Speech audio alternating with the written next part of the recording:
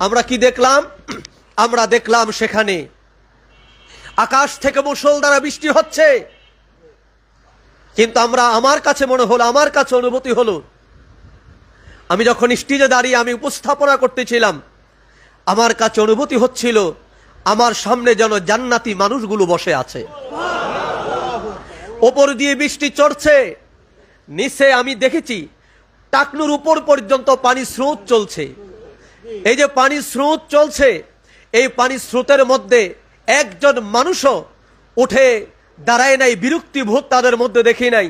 কেননা তারা যেন আসমানি জগৎ থেকে জান্নাতি এক সুধা তারা পান করতেছেন।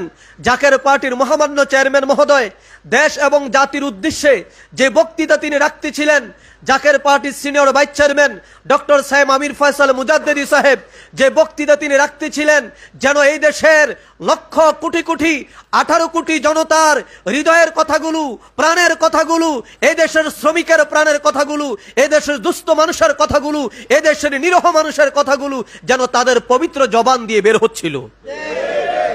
যার কারণে আমি মনে করি 1 ঘন্টা নয়, এই প্রোগ্রাম যদি একাধারে 3 দিনও যদি চলতো, জাকের পার্টির একজন নেতা কর্মীও সেখান থেকে শব্দ পর্যন্ত করতো না, ক্ষুধার কথা তারা মনে রাখতো না। তারা হেজবুল্লাহর ইমামের পবিত্র জবানি শোনার জন্য তারা অপেক্ষায় থাকতো। কারণ তিনি যত বলতেছিলেন ততই যেন ভালো লাগতেছিল, যত বলতেছিলেন ততই যেন সত্য উন্মোচিত হতেছিল, যতই তিনি বলতেছিলেন ততই যেন অন্যায়ের প্রাচীরগুলো ভেঙে ছুড়ে যেন চুরমান হতেছিল।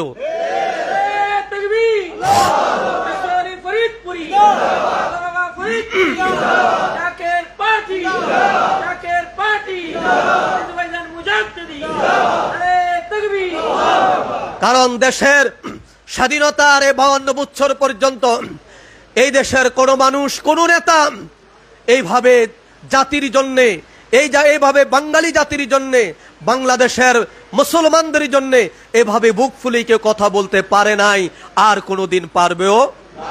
কথা বলেন, কোনোদিন পারবে? কোনোদিন পারবেও না।